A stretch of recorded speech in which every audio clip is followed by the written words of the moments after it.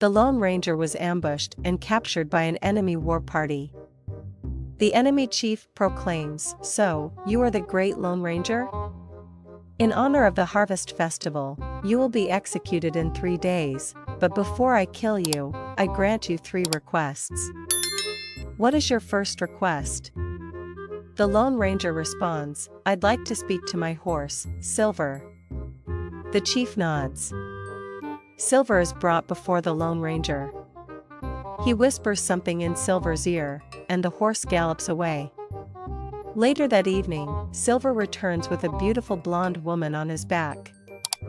As the chief watches, the blonde enters the Lone Ranger's tent and spends the night.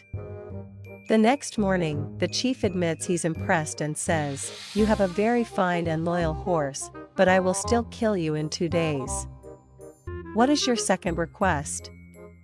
The Lone Ranger again asks to speak to his horse. Silver is brought to him, and he again whispers in the horse's ear.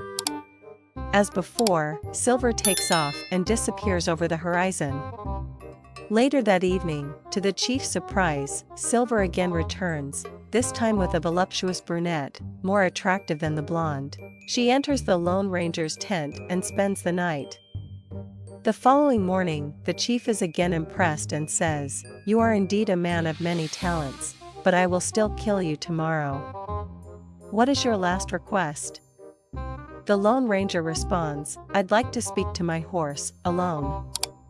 The chief is curious, but he agrees. Silver is brought to the Lone Ranger's tent.